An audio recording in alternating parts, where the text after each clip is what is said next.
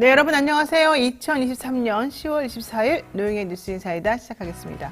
오늘 보니까 날이 추워서 그런가요? 지금 들어와 계신 분 많지 않은데 어쨌든 빨리빨리 오시기 바랍니다.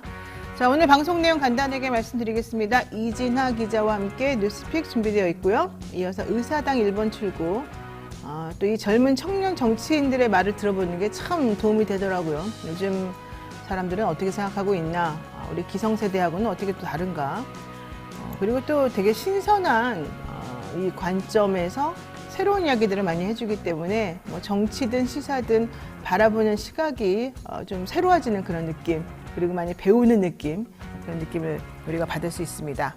의사당 1번 출구 시간에는요, 신인규 변호사 그리고 임세은 전 청와대 대변인과 함께 정치 현안 짚어보는 그런 시간이고요. 여러분들이 참 좋다 이런 의견들 많이 주고 계십니다. 자, 그리고 또 화요일마다 여러분들께 선보이고 있는 쇼미더민심, 요즘에 여론조사 끝내주지 않습니까? 우리 여론조사 기관에서 스스로 그러는 건지 솔직히 저는 아니라고 생각하지만 ALS 안 하겠다, 이제 중요한 선거 관련된 여론조사를 할 때에는 우리가 전화면접원을 반드시 전화면접원의 조사를 통해서 결과를 공지하겠다, 뭐 이제 이런 얘기 지금 하고 있습니다. 근데 요즘 시대의 트렌드 전혀 반영이 안 되고 있어요. 솔직히 말해가지고 생각해 보세요. 요즘에 우리는 전화하는 것조차도 싫어서 문자로 하는 그런 세대 아닙니까? 그런데 전화로 다른 사람의 정치 의견이 어떤지 물어본다고요? 그런 개인정보를 자기가 막 저 누군지도 모르는 저 목소리 저 사람에게 한다고요? 오히려 기계는 그런 감정 같은 게 배제되니까 내 개인적인 게 들어가지 않을 거라고 생각할 수 있는데, 사람이 직접 물어보고 뭔가 라포를 형성하려고 그러고 이런 건 상당히 의심스러울 수가 있거든요. 전 요즘 트렌드하고 전혀 안 맞는 그런 얘기다라고 생각하는데, 어쨌든 저희 이따가 쇼미더민심 하면서 그 얘기도 한번 짚어보도록 하겠습니다. 쇼미더민심 시간에는 조수진 변호사 그리고 이승영 뉴스마트 본부장과 함께 하는 거 아시겠죠? 자, 생방송 중에 궁금한 점 있으시면 언제든 댓글 남겨주시고요. 노영의 뉴스 인사이다 본격적으로 시작해 보겠습니다.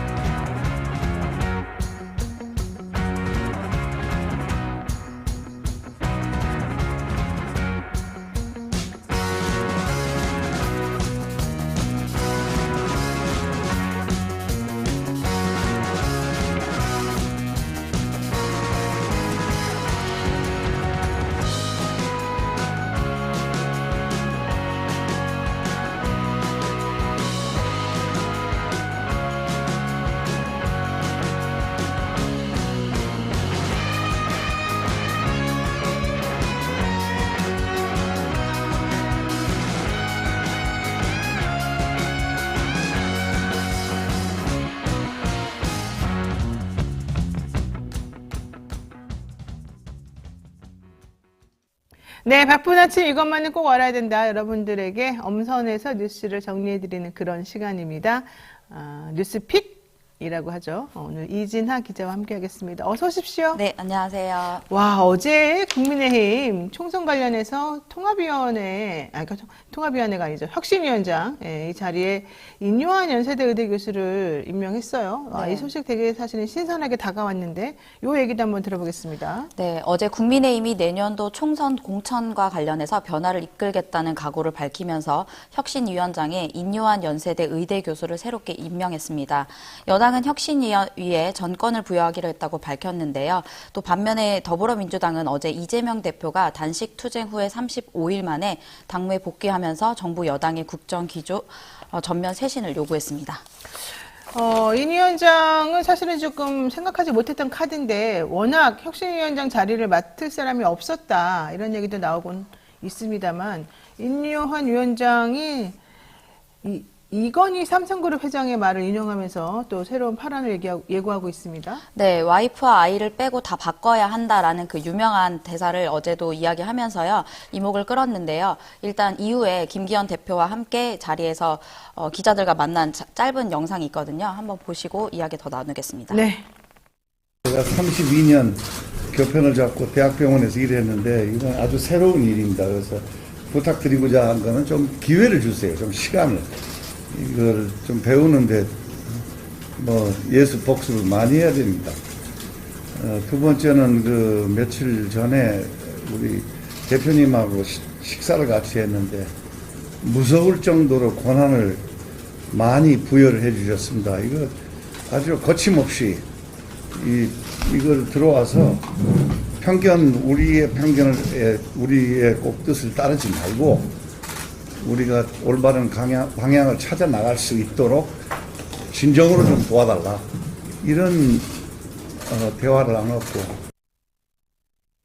네, 제가 예습복습할 수 있는 시간을 좀 달라, 배워야 된다. 이 말이 사실 저는 조금 안 좋게 들리긴 했습니다. 왜냐하면 지금 시간이 없는데 네. 배워서 하겠다는 분을 사실 모시는 건 좀 부적절하지 않나 생각이 들기도 하지만 개인적으로는 제가 인유한 교수가 그 연세대 의대 안에 집이 있거든요. 사택에 살고 있는데 제가 거기 홈파티를 몇 년 전에 갔었어요. 근데 되게 유쾌하고 또 재미있는 분위기도 하더라고요. 어쨌든 김종인 위원장이 제일 부글부글 끓지 않을까 생각하는데, 자, 얘기해 주시죠, 계속. 네, 일단 아까 영상에서는 김기현 대표가 무서울 정도로 권한을 많이 부여했다 이랬는데 사실 그 뒤에는요, 이제 기자들과 만난 자리에서 또 다른 자리에서는요, 솔직히 제게 주어진 권한이 어디까지인지 아직 모르지만 국민의힘에 있는 많은 사람들도 내려와야 한다. 내려와서 들어야 하고 듣고 변하고 희생할 각오가 돼 있어야 한다. 이렇게 말하면서 변화를 강조했습니다. 하지만 이제 이준석 전 대표와 유승민 전 의원 통합에 대해서는 말을 좀 아꼈습니다. 그래서 이런 얘기가 나오니까 내부에서는 조혜진 의원은 잘된 인사다. 국민 통합에 대한 열의가 누구보다 강한 분이며 정당 일도 문외한이 아니다 했고요. 장해찬 최고위원은 과감한 변화로 가는 선택이라고 해서 치켜 세웠습니다. 반면 이준석 전 대표는 한 달만 버티면 총선 전국 버티기라 그전 일주일씩 버티기를 위한 전략 아니냐. 그래서 한계가 있는 인사라고 꼬집었고요. 또 천하람 국민의힘 순천갑 당협위원장도 자칫하면 김은경 혁신이처럼 될 수 있다며 국민의힘 정당 내부에 대한 파악이 충분한지 의문스럽다. 이렇게 이야기했습니다. 이 집안은 사실은 6.25 참전 용사 집안이기도 하고, 또 독립 유공자 집안이기도 하고, 4대째 대한민국에서 선교 활동하던 그 조상이 있는 분이기도 하고, 여러 가지 측면에서 또 공이 있는 분이긴 한데, 개인적으로는 또, 국민건강보험은 사회주의다, 성경 말씀에서 이탈하면 에이즈 걸린다, 이런 얘기도 하면서 좀 논란을 불러일으키기도 했었습니다. 잘 될지 사실은 잘 모르겠습니다만, 써니님께서 이런 얘기 하시네요. 가운 입을 때 제일 멋있을 분인데 독이 든 성배에 누가 들겠습니까? 와이프도 바꿔라, 남편도 바꾸고 싶다. 이렇게 농담 반 진담 반으로 얘기를 하고 계시는데 이게 참 어려운 자리인 거는 확실한 것 같습니다. 네. 자, 어쨌든 그래도 총선이 공천을 6개월 앞두고 있는 상황에서 상당히 중요한 자리를 맡았기 때문에 아마 의욕이 매우 앞서고 있는 게 아닌가 생각이 드네요. 자, 또 두 번째 얘기도 보겠습니다. 네, 어제 이 대표가 당무 복귀 첫 발언에서 당의 통합을 강조했습니다. 또 정부를 향해 쓴소리와 함께 칭찬도 했는데요. 영상 보고 이야기 더 나누겠습니다. 체포동의안 처리 과정의 일로 더 이상 왈가왈부하지 않기를 바랍니다.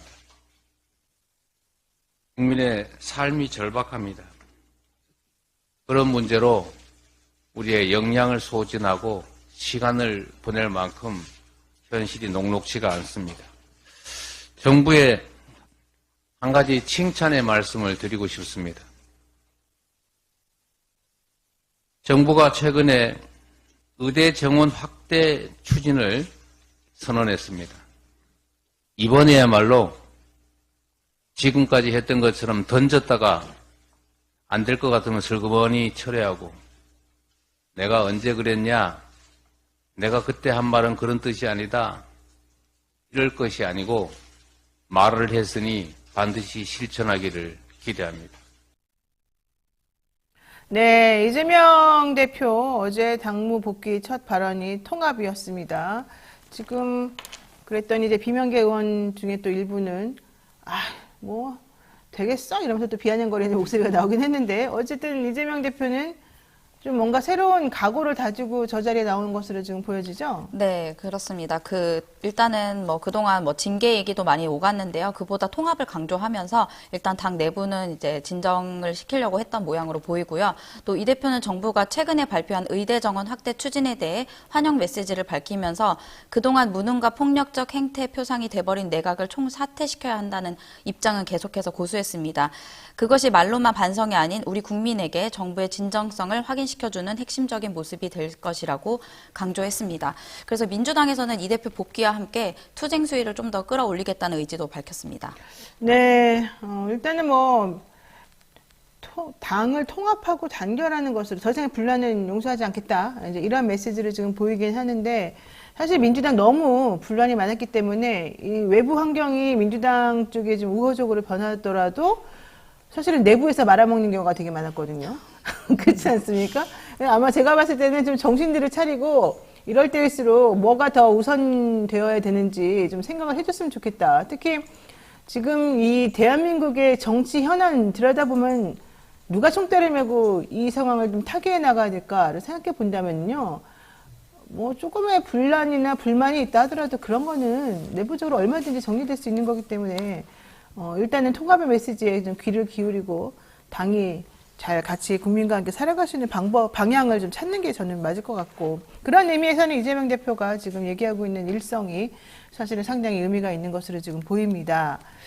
자, 그런데 지금 내각 총사퇴도 얘기했지만 일단 이 대표는 김기현 대표하고 또 만날 수도 있겠다. 이런 또 기대가 있어요. 네, 주말 동안에 김기현 대표가 이재명 대표를 향해서 민생협치회담을 제안했는데요. 이 대표는 여기에서 한 발 더 나아가서 여야 정 3자 회동을 역제안했습니다. 민주당 관계자는 3자 회동 추진에는 이 대표의 의지가 강했다면서 정부가 쇄신하겠다는 상황에서 3자 회동을 거절할 명분이 있을지 모르겠다 이렇게 이야기를 했고요.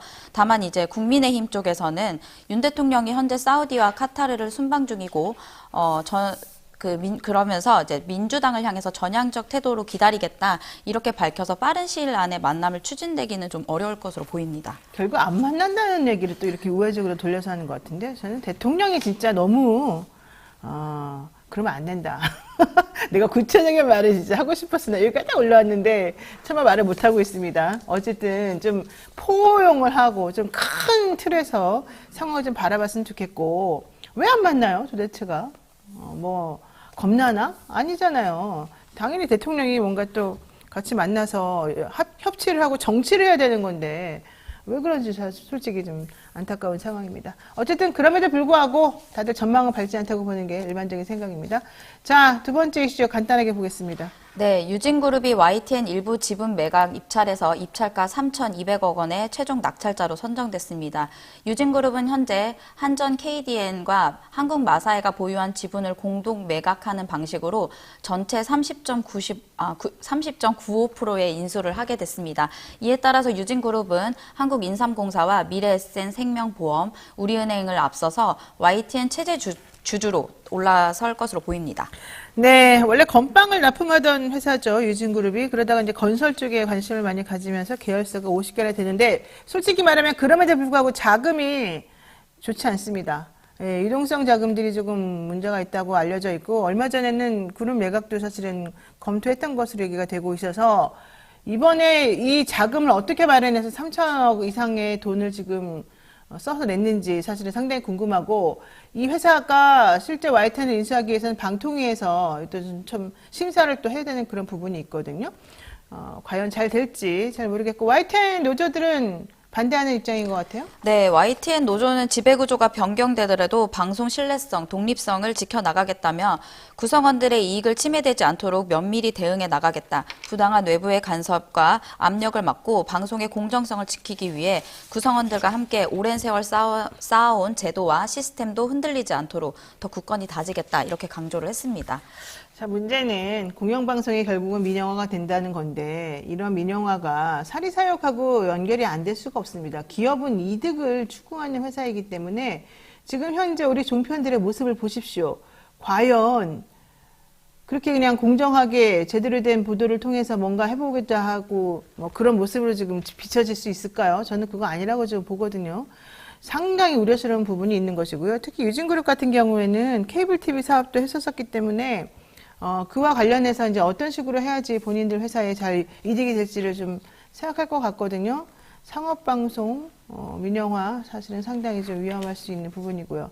이번에 그 입찰하려고 얘기되었던 회사들이 좀 다 그런 비슷한 회사 같아요. 지금 통일교에서도 또 사실은 손을 내밀었었죠, 원래. 네, 원코리아 미디어 홀딩스라고 사실상 YTN 입찰을 위해서 급하게 만들어진 회사라고 알려졌었는데요. 1,000억 원대 금액을 제시해서 사실상 입찰을 포기한 것으로 마지막엔 보였었고요. 그리고 이 밖에도 한세실업이 2,000억 원대로 이제 가격을 제시했지만 유진그룹이 3,000억대로 제시하면서 입찰이 물 건너갔습니다. 네. 네, 자, 그리고- 이진아 기자 여기까지 해야 될 것 같습니다. 오늘 수고 많으셨습니다. 네, 감사합니다. 네. 생방송 댓글 참여 계속해서 부탁드리고요. 저는 잠시 후 이슈 화합으로 돌아오겠습니다.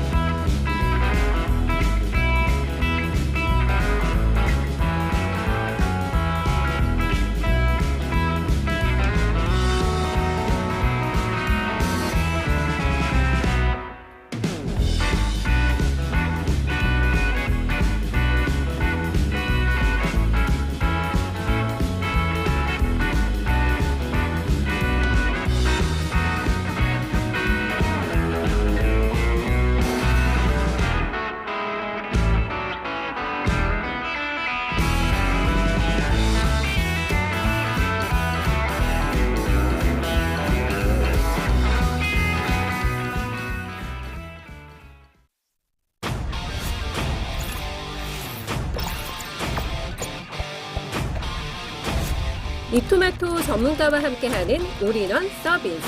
주식 투자 교육, 주식 종목 추천, 주식 투자 방법. 장 시작부터 마감까지 라이브 온 에어, 실시간 생방송. 현명한 투자를 위한 투자 교육과 투자 방법. 이토마토가 여러분과 함께하겠습니다. 네, 본격적인 코너 시작에 앞서 잠시 광고 타임 가지겠습니다. 또 제가 기다리던 광고 타임입니다. 산삼 순백 광고인데요. 지리산 7년근 산양산삼에서 100% 추출한 진액으로 만든 산삼 순백입니다. 요즘 날이 좀 추워지고 그러니까 아주 보약 땡기죠. 산삼 순백. 최근 추석 이벤트 때 호응이 너무 좋아서 10월까지 이벤트가 연장이 됐고요. 산삼 순백 한 박스 구매하시면 한 박스 더 드리는 1+1 이벤트 하고 있고요. 신제품 산삼시대 한 박스도 추가로 증정해 드리고 있습니다. 이러면 남는 게 없을 것 같은데 좀 걱정이 살짝 되네요. 산양산삼 70%의 도라지, 홍삼, 메가를 잘 배합한 산삼시대 꼭 한번 경험해 보시고요. 온라인 구매 후기 상당히 많고 만점에 가까운 평점까지 지금 또 이쪽 시장 분야에서는 상당히 또 이슈가 되고 있는 그런 제품입니다. 산삼 순백으로 온 가족 환절기 건강 챙겨보시도록 하고요. 자매품 산삼 시대도 잊지 말아주시기 바랍니다. 자, 이제 의사당 1번 출구 진행해 보도록 하겠습니다. 언젠가는 someday, someday지죠. 언젠가 여의도에서 비상할 날을 꿈꾸는 청년 정치인들의 속풀이 코너입니다. 의사당 1번 출구. 오늘 함께해 주실 두 분은요. 임세은 전 청와대 대변인 그리고 신인규 변호사 모시겠습니다. 두 분 어서 오십시오. 네, 안녕하세요. 신 변호사님 지난주에 엄청나게 활약하셨는데 어디에서 어떻게 활약하셨죠? 이제 저희 정당 바로 세우기에서 이제 시국 강연 토론회를 다 마쳤고요. 이제는 거리 버스킹을 하고 있는데 지난주에는 이제 홍대 입구역에 나가서 저희가 이제 뭐 단체도 알리면서 이 정당 민주주의의 의미에 대해서 국민들과 소통하는 시간 가졌고요. 국회의원들에 대한 신뢰도 평가도 저희가 설문조사를 거리에서 했습니다. 근데 만족한다가 한 표 나왔는데 그 한 표는 제가 붙였습니다. 도저히 한 표가 안 나와서 이거 뭐 조작됐다 그럴까봐 저는 만족스럽진 않은데 만족한다고 제가 한 표 드렸습니다. 이야, 근데 진짜 몇 명한테 했는데 그렇게 그 한 100분 정도 보통 하시는데요. 저희가 그 결과는 저희 정당 바로 세우기 홈페이지가 있어요. 그래서 거기 들어가 보시면 저희가 결과도 올려놓으니까 한번 재미삼아 보시면 좋을 것 같습니다. 그래도 참 인간적이에요, 우리 신 변호사가. 아니, 어떻게 한 표도 안 나올 줄은 제가 몰랐기 때문에 제가 붙였습니다. 너무 홍대에서 하신 거죠? 이번에 홍대에서 했어요. 네, 너무 홍대에서 다니는 사람들이 젊은이들이 기성 정치인들이 싫어서 그런 거 아니에요? 아니 뭐 다른 데 광장시장에서도 했는데 한 3표, 4표 나옵니다. 거기도 마찬가지예요. 야, 이게 바로 이 민심이다. 의원님들 의원이라고 이렇게 어깨 힘주고 다니지 말고 이런 얘기 좀 잘 들으시기 바랍니다. 우리 그러면 임 대변인은 어떻게 보냈었어요?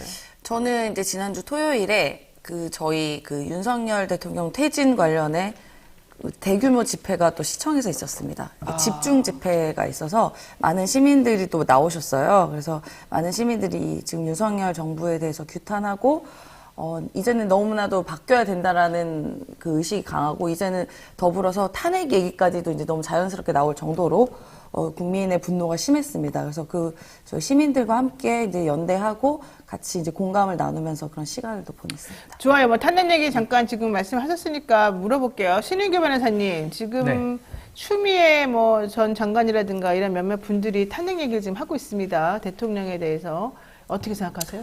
그 대통령 탄핵은 저희가 2번 겪었습니다. 노무현 대통령 때 한 번 탄핵 소추가 돼서 기각이 났고요. 이제 박근혜 대통령 때는 인용이 나왔는데 아마 추미애 전 장관도 법조인이니까 다 아실 거예요. 대통령의 무능을 사유로 해서 탄핵은 안 된다라는 것이 헌법재판소 일관된 태도거든요. 그래서 저는 뭐 중대한 헌법과 법률 위반이 있다 그러면은 법 아래 누구나 다 평등하기 때문에 뭐 윤석열 대통령도 예외가 될 수 없다. 저 그렇게 생각합니다만은 무능만을 가지고 탄핵하자 그것은 지금 일관된 판례와는 맞지 않습니다. 근데 지금 이 얘기가 오로지 무능 때문에 나온 얘기라고 보시는 거예요? 저는 아닌 것 같은데 다른 여러 가지 그러니까 이슈가 이제 있는 중대한 걸로 헌법과 법률 위반을 말씀을 하시면 이제 거기에 대해서 논쟁을 하고 의회가 결정하면 저는 국회에서 탄핵 얘기를 한다, 또 탄핵을 의결한다, 그 국회의 권한이거든요. 네. 전 입법부의 권한도 존중돼야 된다고 생각합니다. 그러니까 구체적으로 이 사람이 어떠한 헌법 위반 혹은 법률 위반을 했는지 이거 좀 확인해 본 다음에 얘기하는 것이 뭐 만약에 정말 잘못했으면은 탄핵하는 것도 아니, 맞는 것이고. 박근혜 대통령도 탄핵이 되고 구속이 된 그렇죠. 나라에서 네. 그 누구가 예외가 될 수 있겠습니까? 헌법 아래 다 있기 때문에 윤석열 네. 대통령도 당연히 헌법과 법률을 지켜야 될 책임이 있다. 저렇게 근데 생각합니다. 박근혜 전 대통령 어제 인터뷰인가 뭐 중앙일보 계열사에서 책 낸다고 그러면서 자신의 7시간에 대해서 밝히고 이런 인터뷰한 내용이 나왔던데 거기 보니까 너무 억울하다는 취지가 많이 적혀 있던데. 아니 근데 억울하다 하시면은 윤석열 대통령이 다 수사를 하셔가지고 그러니까. 처벌을 한 건데 좀 논리가 모순이 되죠? 내가 보기에 그쪽 그 분야 관련해서는 다 논리가 이상해요. 논리가 하나도 안 맞아요. 자, 우리 임세희 대변인 어떻게 보십니까? 그러니까 뭐 말씀하신 것처럼 뭐 무능만으로는 탄핵할 수 없다는 말씀에는 공감하지만 지금까지의 윤석열 대통령 1년 반의 과정에서는 우리 국민께서 탄핵 사유가 넘친다라는 여러 가지 얘기가 있습니다. 일단은 국민의 생명과 안전을 보호해야 하고 영토 수호를 해야 되는 그 대통령의 임무를 해태했다라는 것이 많은 국민들의 생각이고요. 예를 들면 독도 같은 경우에도 일본에 단 한마디 얘기도 못하고 국정교과서에서도 독도란 말이 쓰였음에도 불구하고 그리고 미국에서 국방부에 있는 공식 자료에도 Sea of Japan 이라고 써 있는데도 불구하고 우리나라가 그것에 대해서 동해다라고 말 한마디도 못하는 거. 일단 영토 수호의 의무에 대해서 본인이 제대로 된 책임을 안 갖고 있는 것이고 뭐 그 밖에도 대통령이 대법원 판정이 난 여러 가지 사항들 이번 뭐 강제징용 문제라던가 그리고 지금 뭐 김태우 후보라던가 여러 가지 사안에서 법치를 어긋나는 일들을 했다라는 게 대다수 국민들의 생각입니다. 뭐 그 외에도 너무나 많죠. 저희가 말씀드리기도 뭐한데 뭐 이태원 참사 곧 다가오기도 하고요. 이런저런 문제들로 뭐 국민께서 이런 폭발 지점이 있기 때문에 이런 탄핵 얘기도 나오는 것이고 결국은 국회에서 의결을 하게 되면 국민의 대표인 입법부에서 의결하게 되면 당연히 이제 헌법재판소로 가게 되는 것이죠. 뭐 어쨌든 직무 정지라도 해야 되는 거 아니냐라는 게 이제 국민들의 얘기인데요. 뭐 그러니까 너무 화가 나니까 이 정도 얘기까지 나오는 건데 저는 실제로 지금 21대 국회에서 과연 탄핵을 할까는 뭐 매우 의심이 됩니다. 근데 저는 그런 얘기까지는 안 나올 것 탄핵 같아요. 얘기에 대해서는 저는 이 부분은 짚어야 될 것 같은데 이것은 최후 수단이고요.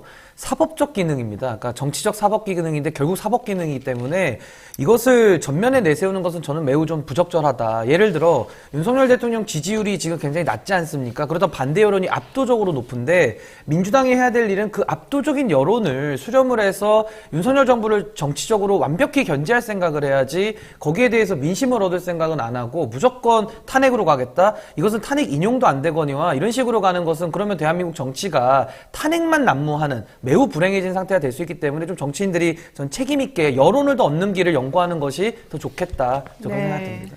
그러니까 이게 비단 대통령 탄핵뿐만이 아니라요. 지금 저희가 이제 검사 탄핵도 이제 말씀을 드리고 있는데 말씀하신 것처럼 이제 견제와 균형 장치에서 대통령 거부권 계속 행사하고 있는 것처럼 국회에도 탄핵권이라는 견제 수단이 있다라는 것을 또 우리가 알고 있는 것이고 지금 여러 가지 문제가 있는 검찰도 많이 있지 않겠습니까? 뭐 예를 들어 유우성 간첩 조작 사건이라던가 손준성 검사라던가 그래서 검찰 탄핵부터 이제 차근차근 진행해서 뭐 장관 탄핵도 이상민 장관 했던 것처럼 한동훈 장관도 문제가 있고 법적으로 문제가 있으면 또 탄핵할 수도 있는 것이거든요. 그러니까 국회의 권한이다 보니 지금 뭐 대통령 탄핵까지는 이제 너무 먼 이야기인 것 같지만 검찰 탄핵부터 이제 조금씩 하고 있는 절차가 진행되고 있다라는 말씀드립니다.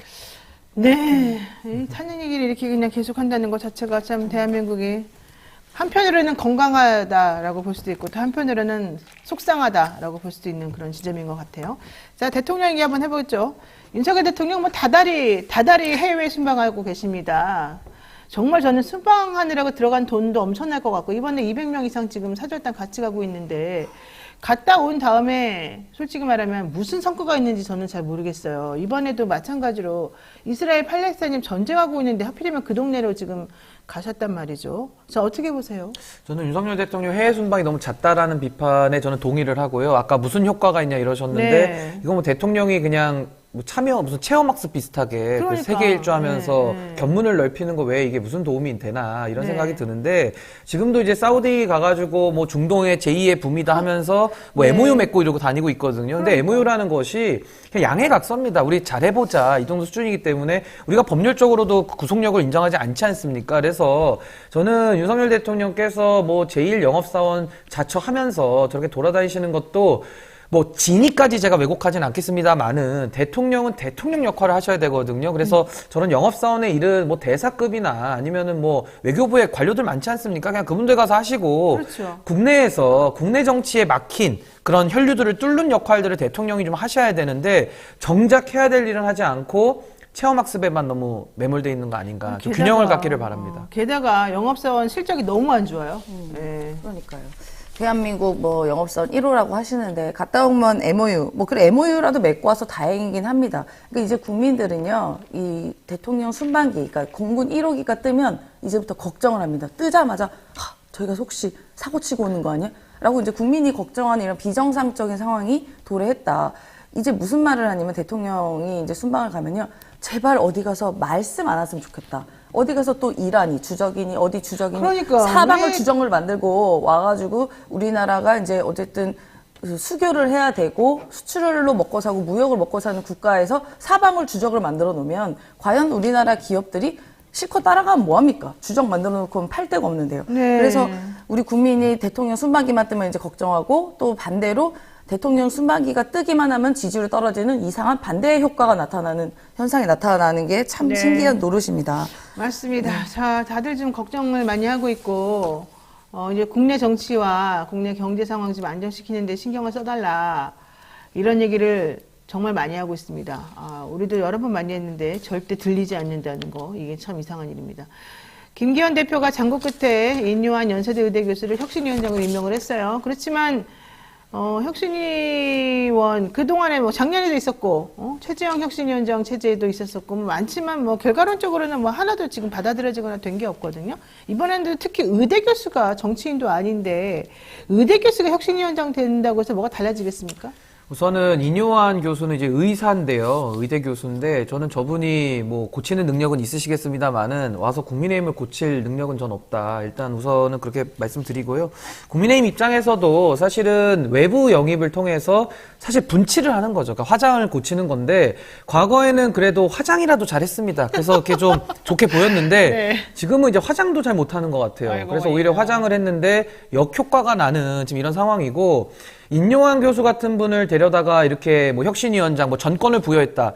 이것도 지금 전권 부여한 건지 안 한 건지에 대해서 또 말이 설왕설래가 있거든요. 맞아요. 예. 그러니까 이런 식으로 뭐 김기현 대표가 권한이 있냐 없냐부터 시작해서 말이 많은데 제가 드리고 싶은 말씀은 본질을 고쳐야 되고 정치권의 그 정당의 내부에 골마 터진 부분을 도려내야 되는데 네. 문제는 외부에서 오신 분이 액세서리나 그 소모품처럼 소모되고 버려지는 거거든요. 그래서 저도 인요한 교수가 한평생을 뭐 여러 가지 좋은 일을 하시면서 살아왔다고는 하시는데 참 마무리가 그렇게 좋아 보일 것 같진 않아서 또 기성정치인에 이용당하고 버려질 것이 눈에 선해서 좀 안타깝습니다. 그러니까요. 지금 뭐 인요한 혁신위원장에게 무서울 정도의 권한을 부여하겠다라고 권한을 부여받았다. 인요한 위원장 말하고 있고 김 대표는 정권을 부여하겠다 이렇게 말했습니다만은 현실적으로 할 수 있는 게 뭐가 있냐 좀 걱정되는 부분들이 많고요. 우리 댓글에 JDID님 도대체 김기현 대표가 권한이 있습니까? 이런 얘기를 지금 하고 계시거든요. 어떻게 보세요, 임 대표님? 제가 말씀드리려고 했는데 무서울 정도로 전권을 주겠다고 했는데 김기현 대표가 전권을 뭘 가지고 있었죠? 그러니까 대통령의 네네. 어떻게 보면은 소위 말하면 죄송한 말씀이지만 뭐 투명 인간이다. 어떻게 보면 바지 사장이다. 네. 수렴청정이다라는 말을 할 정도로 대표 자체가 보이지가 않는데 대표가 무슨 권한으로 누구에게 전권을 주는지 저는 알 길이 없고요.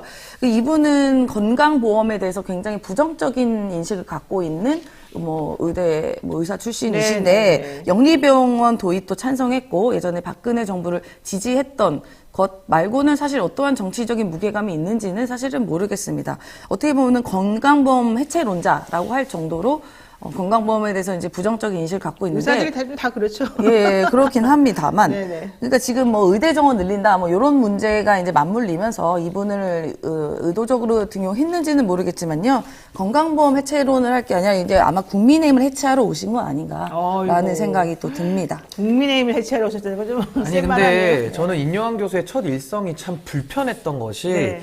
와이프와 자식 빼고 다 바꿔야 된다. 이거 그 이건희 네, 회장의 이건희 회장. 신경영 선언 그 독일에서 했던 그 얘기 인용한 건데 와이프와 자식을 빼고 바꾸겠다라는 것은 그 말하는 당사자 본인은 안 바뀌겠다는 거예요. 내 거 다 그래요? 지키고 남만 다 바꾸겠다. 내 가족만 지키고 다 바꿔라 이 얘기인데 지금 국민의힘의 혁신 요구하는 건 뭡니까? 윤석열 대통령에게 마누라와 자식 빼고 다 바꿔라 이게 아니라 윤석열 대통령 본인 보고 바뀌라고 지금 국민들은 얘기하고 있고요. 김기현 네. 대표한테도 김기현 대표와 그 마누라와 자식 빼고 다 바꾸라는 게 아니라 김기현 대표 본인이 바뀌라고 지금 얘기를 하고 있는데 엉뚱한 얘기하고 있거든요. 그러니까 이분은 지금 외과 수술 하셔야 되는데 상처 부위가 어딘지도 모르는 거예요. 근데 뭐 어디를 수술합니까? 네. 지금 뭐 팔 부러졌는데 다리 기부스할 수준의 실력을 가지고 와가지고 고치겠다? 저는 뭐 어불성설이고 굉장히 이건 좀 만용이다. 저렇게 생각합니다. 인요한 혁신위원장이 당 내부 사정을 솔직히 잘 모르고 정치 경험이 없기 때문에 제대로 안 될 것이다 이런 얘기들이 상당히 많고요. 민주당도 김은경 혁신이 했었습니다만은 뭐 그냥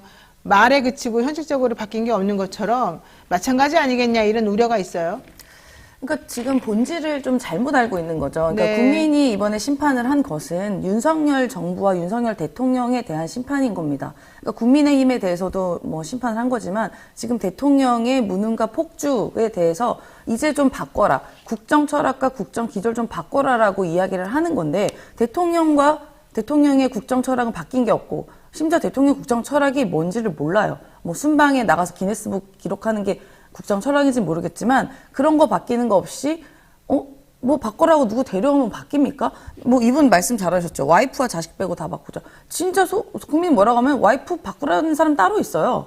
그런데 지금 이렇게 계속 얘기를 이런 뭐 의사 데려와가지고 뭘 혁신하는지 저희도 의문이고 뭐 말씀하신 것처럼 저희 민주당도 뭐 혁신위가 왔지만 그 혁신위에 나온 방안도 제대로 되게 적용도 안 됐었습니다. 그래서 네. 뭐 혁신위 무용지론이 양 당에서 나올 정도로 혁신위가 뭐 불필요하다는 얘기도 나오긴 합니다만 지금 가장 중요한 것은 가장 바뀌어야 되는 것은 대통령과 대통령 본인이다. 저희는 그렇게 국민께서 이야기를 하고 계신다고 말씀드립니다. 그렇군요. 아니 그리고 인요한 교수는 뭘 이제 빠르게 배우겠다고 말씀을 하시던데 그러니까. 대통령도 지금 체험학습 전 세계로 돌아다니면서 견학하고 계시고 또 인요한 교수도 잘 모르니까 배우겠다는 거 아닙니까? 시간을 달라. 배울 시간을 달라. 그러니까 이건 왜 이렇게 상당히 국정도 잘 모르는 사람이 하고 네네. 당 개혁도 그렇게 당을 모르는 사람이 하는지 저는 이게 참 무지 속에서 더 혼란스러울 것이다. 저 그렇게 생각합니다. 그렇군요. 지금 두 분 다 매우 부정적이신데 좀 좋은 말 해줄 수 없어요? 예전에 이제 국가대표에 대해서 어떤 되게 유명한 축구 국가대표 이렇게 얘기했는데 제가 그분 성함 생각이 잠깐 안 나는데 그러니까 국가대표는 연습하고 배우러 오는 게 아니다. 내가 갖고 있는 실력을 거기서 발휘하는 것이다라고 그렇죠. 얘기를 했었습니다. 맞습니다. 네. 자, 김한길 대통령 직속 국민통합위원장 요즘 아주 행복할 것 같습니다. 신당 창당설을 비롯해서 여러 가지 의미에서 스포트라이트를 지금 받고 있거든요. 어떻게 보십니까? 쉽게 말해서 정권의 2인자가 이제 발톱을 드러낸 것이다. 저는 그렇게 보고요. 아마 윤석열 대통령의 정치 과외교사라고 알려져 있습니다. 뭐 얼마만큼 정치적으로 그런 식견을 가르치는지는 모르겠으나 김한길 위원장의 행보를 보면 이분이 뭐 전략 전문가라고는 하지만은 제가 볼 때는 창당 기술자거든요. 창당 기술자고 당을 쪼개는 당 네. 쪼개기 전문가인데 이분한테 당을 쪼개는 법을 배우지는 않았으면 좋겠다는 전 생각이 드는 것이고 네. 김한길 국민통합위원장이 뭐 최근에는 뭐 혁신위원장 후보로도 거론이 됐었습니다만은 보수 진영에서는 엄청난 반발이 있었거든요. 아마 그래서 못 왔을 수도 있고 아니면 이뇨한 교수 같이 잘 모르는 분을 내세워서 뒤에서 통치하겠다라는 의도일 가능성도 배제할 수는 없는 겁니다. 그래서 저는 김한길 위원장이 이렇게 자주 등장하는 것이 과연 윤석열 대통령에게 도움이 될까도 저는 좀 의문이고요. 네. 이분이 지금 하시겠다는 것이 신당 창당설인데 윤석열 대통령이 주도하는 신당입니다. 그렇다면 이 신당은 제가 추측하건대는 국민의힘이 외연 확장이 안 되다 보니까는 기존의 국민의힘은 검사들 공천해서 그냥 전통적 지지층을 이제 흡수하고 또 중도층은 지금 국민의힘으로는 외연 확장이 안 되니까 김한길 위원장이 주도해서 어느 신당 비스무리한 걸 만들어서 그러니까 소위 말 어용신당이죠. 이 어용신당을 만들어서 오히려 중도를 좀 포섭하려는 이런 이중적인 집토끼 산토끼 분리 전략을 쓰려는 거 아니냐 이런 의구심이 들거든요. 그래서 저는 김한길 위원장이 그리고 국민통일위원회라는 기관을 맡고 계시는데 이렇게 현실 정치에 적극적으로 참여하는 것이 또 맞는가 또 그런 의문도 듭니다. 자, 근데 좀 어쨌든 신당 얘기가 계속 나오는 거는 신당을 만들겠다는 의지가 내부에서 술술 나오는 거 아니에요? 이거 아니 땐 뭐 굴뚝에 연기 나냐 이런 얘기도 있잖아요. 나 지금 언제적 김한길 전 의원인지 모르겠습니다. 지금 뭐 말씀하신 거는 본인은 신당 창당 생각해 본 적도 없고 앞으로 그럴 일 없다라고 이야기를 했는데 네. 뭐 이분 민주당에 있을 때도 신당 창당 이야기 나왔지만 그때도 이런 말씀 하셨는데 하지만 또 나가셨죠. 그래서 지금 안 한다는 거지 앞으로도 안 하겠다는 아닌 거로 좀 보여집니다. 그래서 뭐 손가락 걸고 맹세라도 할 건지 하긴 뭐 손가락 여러 개 있을 수도 있죠. 하도 손가락 자른다는 분이 많으시니까. 그래서 뭐 모르겠어요. 일단 언제적 김한길인지 모르겠고 김한길 의원이 나왔다고 해서 그래서 우와 굉장히 신선하고 굉장히 국민의힘 바뀌었고 여기가 제대로는 제3시대가 되겠다라고 생각할 국민이 누가 있는지는 저는 모르겠습니다. 네. 그러니까 이분이 유명한 파티 브레이커이기 때문에 네. 뭐 만들고 깨고가 전문이어서 뭐 많은 국민들이 지금 하는 말을 그대로 믿을까에 대한 의구심은 있습니다. 아니, 그러니까 신당 만들면 제가 당명을 이렇게 고민해봤더니 신당 만들면은 별걸 다 고민하네. 아니 새정치 국민연합 나오는 거 아닙니까? 이게 뭐냐면은 과거에 새정치민주연합을 했던 분이 네. 안철수, 김한길 공동대표 체제거든요. 지금 윤석열 대통령 옆에 오른쪽에 인수위원장 출신은 안철수 의원 그리고 지금 국민통합위원회는 또 김한길 위원장이 옆에 계세요. 그러면은 새정치민주연합을 했던 분이 지금 국민의힘에 다 들어와 있으니까 이거 합성하면은 새정치국민연합이에요. 그러니까 네. 새정치국민연합당을 만들 것이 아니라면은 좀 김한길 위원장 자중할 필요가 있다. 그렇게 근데 봅니다. 보면은 뭐 아까 우리가 인요한 혁신위원장 얘기했습니다만 인요한 혁신위원장은 김한길 또 이 위원장하고 매우 친하다 이런 얘기 나오거든요. 그러니까 꼭두각시설까지 사실 지금 나오고 있는 중이에요. 게다가 김기현 대표로부터 뭘 어떻게 받을지는 잘 모르겠습니다만 뭔가 좀 그림이 조금 한쪽으로 쏠리는 듯한 느낌이 나거든요. 김한길 위원장이 왜 이렇게 인기가 많은 거죠? 이 국민의힘 내부에서 난 이해가 좀 안 가요. 아니 윤석열 대통령이 신임을 하니까 당연히 인기가 많은 건 당연한 그런가요? 얘기고 네. 그러니까 윤석열 대통령이 그럼 왜 김한길 위원장을 좋아하는가가 아마 그러니까. 궁금할 텐데 네, 이상해요. 뭐 네. 과거부터 인연이 많았던 것 같고 윤석열 대통령의 특성상 한 번 믿으면 끝까지 믿는다 약간 이런 믿음의 정치 뭐 이런 걸 좀 하시는 것 같아서 아마 김한길 위원장하고는 케미가 잘 맞나 봅니다. 그래서 그건 아니. 뭐 잘 알 수는 없지만은 근데 저는 좀 이해가 안 가는 게 김한길 위원장이 뭐 신당 생각 없다고 말했지만 되게 웃긴 게 뭐냐면요. 비명계까지 즉 민주당의 비명계 말하는 네, 거죠. 네. 비명계까지 민주당까지 아우르는 제3지대를 뭐 만들겠다 이런 얘기 했잖아요. 그럼 그 얘기가 무슨 얘기예요? 신당하고 상관없는 얘기예요? 그냥 뭐 이삭죽기죠 그러면은. 의석 줄게요. 네.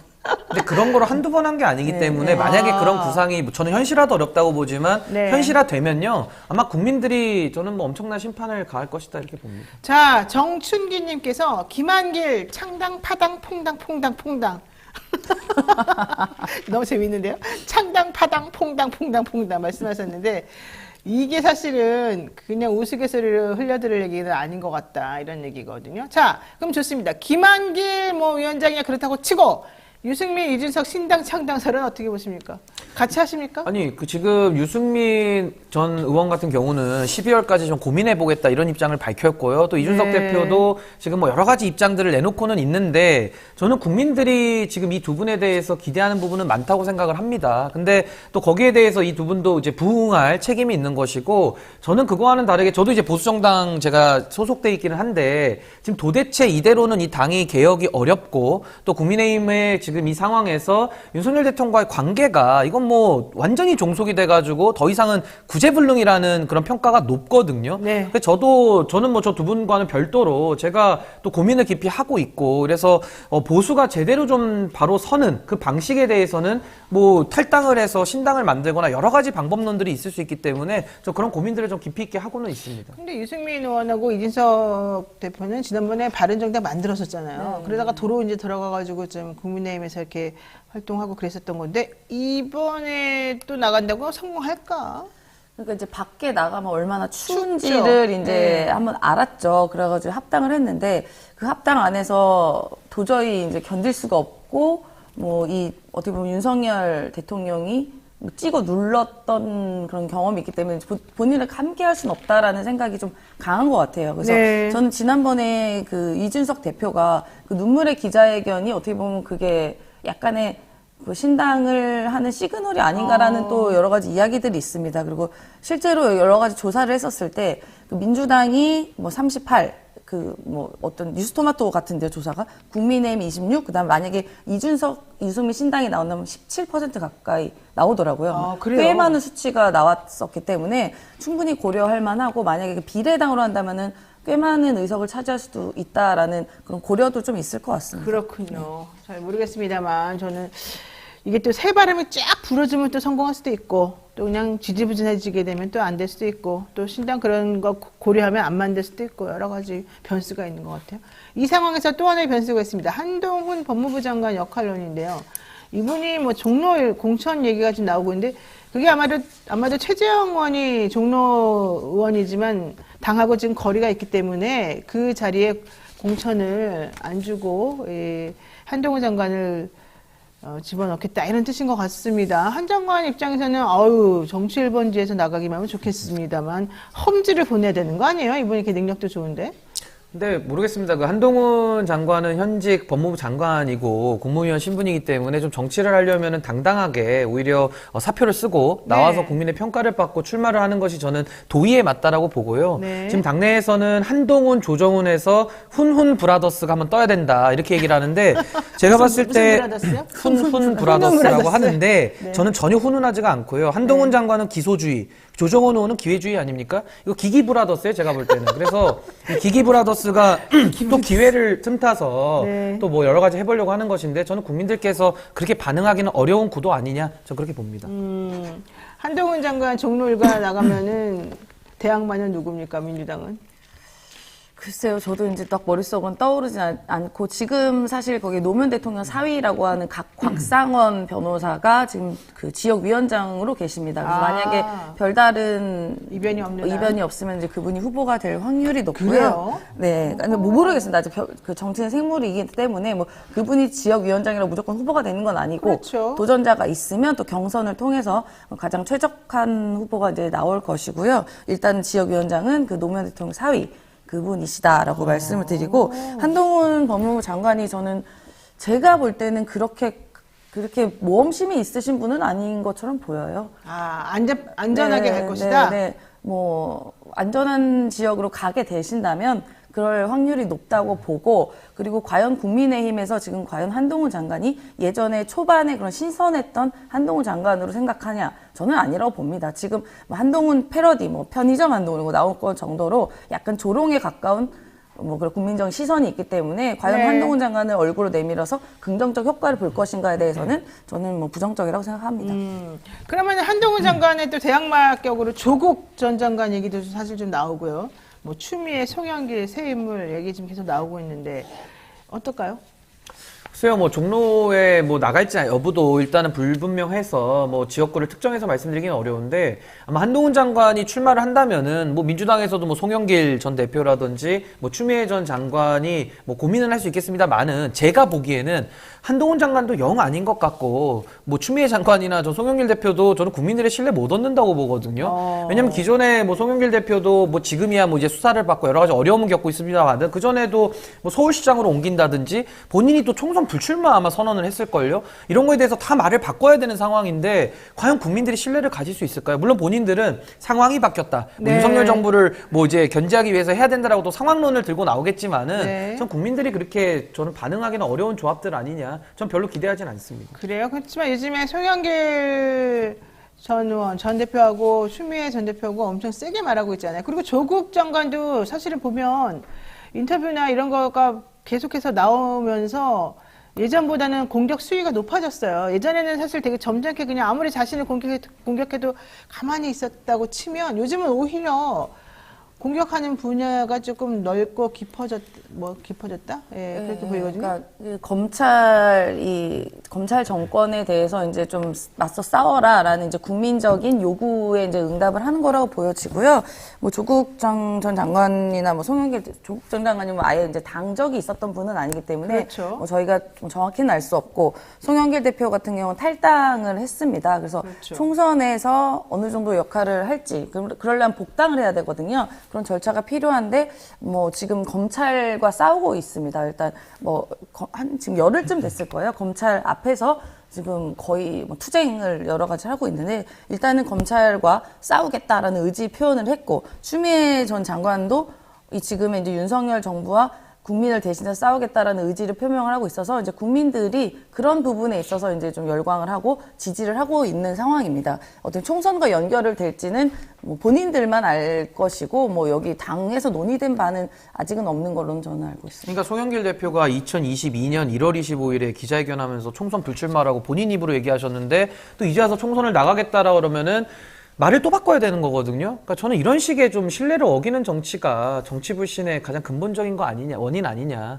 저는 이거는 이렇게 하는 것은 전 아니라고 보고 그리고 조국 전 장관도 뭐 출마는 자유이시긴 한데 출마하면 저는 민주당 버전의 매운맛이라고 생각해요. 그러니까 거기에 대해서는 저는 민주당에 뭐 도움이 될지는 저는 그렇게 생각하지는 않는데요. 저는 뭐 조국 전 장관도 이제는 소구력에 대해서는 전 중도에서는 별로 지지를 못 받을 것이다. 저는 그렇게 봅니다. 일단 송영길 대표는 출마를 하겠다라고 말씀드린 적은 없고 그렇죠. 다만 이 총선에서 어느 정도의 역할, 그 역할이 뭐냐면 출마라는 역할이 아니라 그 민주당이 어쨌든 성공해서 윤석열 정부와 대립할 수 있게 딱 각지고 싸울 수 있게 하는 역할을 제대로 하겠다라고 그런 말씀을 하셨습니다. 네. 자, 이 대표가 이제 당무 복귀하면서 통합 단합 얘기를 지금 하거든요. 임세인 대변인. 어떻게 하시겠다는 거죠? 일단은 지금 뭐 이른바 가결파라고 이제 딱 드러나신 분들이 있잖아요. 그러니까 뭐 티 안 나는 분들 말고 그 대놓고 이제 가결했다라고 하는 분들에 대해서 이제 많은 지지자들이 어쨌든 윤리위에 회부해라라고 당원 청원에 5만 명이 넘었어요. 그러니까 청원이 5만 명이 넘으면 당에서는 기계적으로 처리를 해야 됩니다. 그래요? 예, 당무로서 처리를 해야 됩니다. 그러니까 국민들이, 그러니까 우리 당원들이 이게 굉장히 서명하기가 어려워요. 권리 당원만 가능하거든요. 로그인해서. 근데 그 청원이 벌써 5만 명이 진작 넘었어요. 빨리 이 가결파에 대해서 윤리위 회부해서 해당 행위에 대해서 처벌해라라고 한 것이기 때문에 이 부분은 기계적으로도 대답 혹은 처리가 돼야 됩니다. 그런데 일단 당 대표는 너무 그러지 말아라. 이제 약간 모른 척하고 지나가라. 일단 통합이 중요하다라고 메시지를 냈기 때문에 당장은 약간은 좀 두고 보는 상황일 것 같고 당장 처리는 어쨌든 대표의 의지가 조금 두고 보자 말고 이걸 좀 이렇게 개념치 말아라라고 이야기를 했기 때문에 지금 당장은 하지만 어쨌든 기계적으로 처리해야 되는 거는 맞습니다. 당대표가 더 이상 왈가왈부하지 말아라라고 네. 했는데도 불구하고 어쨌든 당원들이 5만 명 이상 다 서명했기 때문에 뭔가 액션은 또 취해져야 되고 그렇게 복잡하네요. 예, 그거는 기계적으로 해야 되는 부분이라서. 그렇군요. 근데 이게 그분들의 행위가 뭐 윤리심판위원회에서나 뭐 당규와 관련해서 처벌받을 행위인가요? 징계받을 행위? 그러니까 당원들은 이 사태에 대해서 그러니까 당을 해야 해당 하는 행위다. 행위다라고 이제 여기고 있기 때문에 이 청원이 5만 명이 돌파를 한 것이고요. 그것에 대한 판단이 또 필요한 부분은 또 있습니다. 알겠습니다. 김기현 대표가 이재명 대표한테 여야 대표 민생 협치 회담 뭐 역제안 뭐 얘기 계속 나오고 있거든요. 하겠습니까? 안 하겠습니까? 뭐 우선은 이 지금 여야 협치 민생 그 회담을 김기현 대표가 제안을 했고 또 네. 이재명 대표는 이걸 받고서 대통령과 여야 대표 3자 회동을 또 역제안을 했거든요. 근데 또 여기에 대해서 국민의힘이 또 받지 않을 것 같은 태도를 보이고 있어서 그렇죠.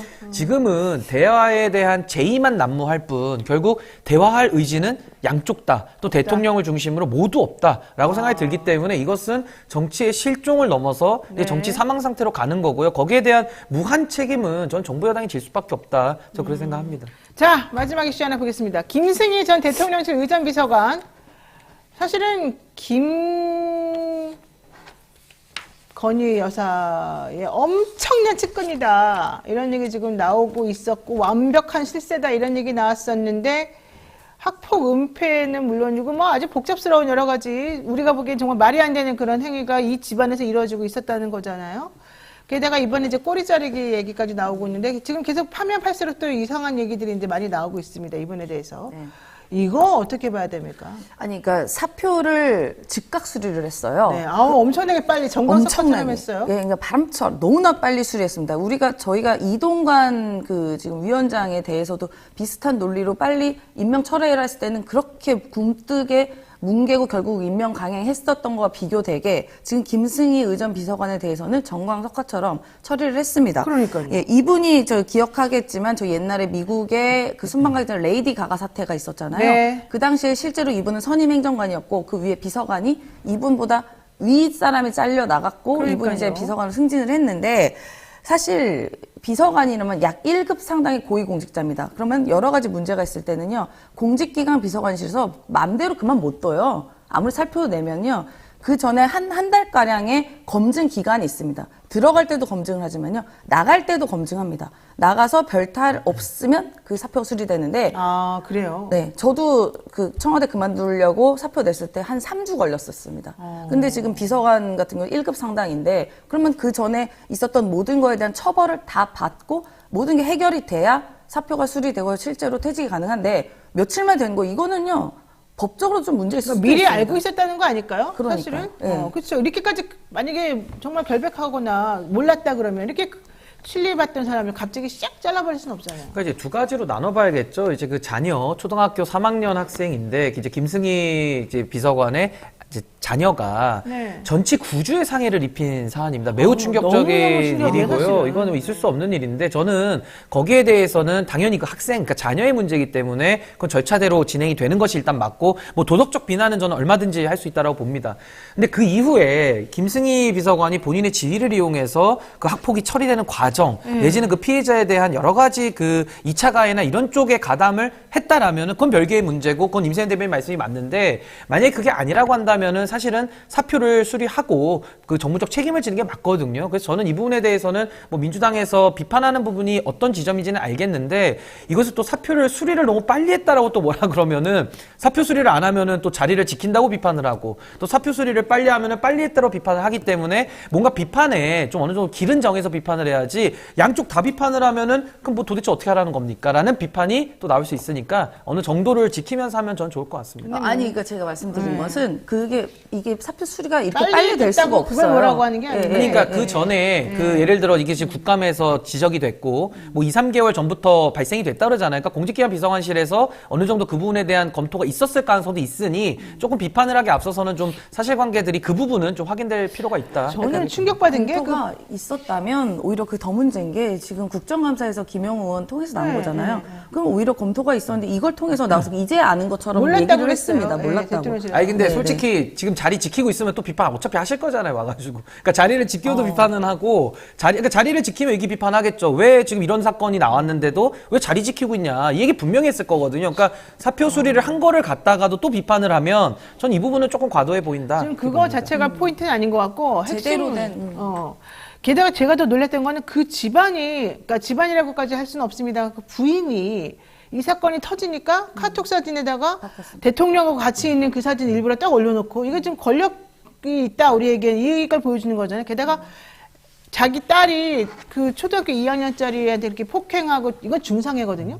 중상해를 가했는데 사랑의 매다. 어떻게 그런 말을 수가 그러니까 있는 저는 거예요? 그 배우자의 행위는 너무나도 이상한 이건 것 비난 같아요. 가능성이 높다고 봐요. 왜냐하면 사진을 올리면서 위세를 과시한 것도 비판을 받아야 되고 네네네. 어떻게 그걸 기술서에다가 사랑의 매라는 얘기를 씁니까? 그러니까요. 그러니까 이거는 가해자에 대한 명백한 2차 가해이기 때문에 전 여기에 대해서는 뭐 비난의 여지를 이건 받는 것이 마땅하다. 저 그렇게 봅니다. 네. 지금 이 학폭 사건이 이번이 처음이 아니라요. 정순신 그다음에 전 국가수사본부장 후보 때도 있었고 그다음에 이동관 후보 때도 아주 형태가 비슷하잖아요. 근데 이번엔 더 놀랐던 것은 초등학생이라는 겁니다. 그러니까 3학년이 어떻게 2학년한테 그렇게 그러니까 지금 저희가 저희 성인끼리 싸워도 구주 안 나와요. 안 못 나와요, 나와요. 못 나와요. 예, 예. 네. 그 이게 매우 놀라운 건데 거기에다가 권력형 뭔가 은폐 시도가 있었다는 거기 때문에 지금 시리즈로 나오는 거잖아요. 학폭이 한두 번 문제가 아니니까.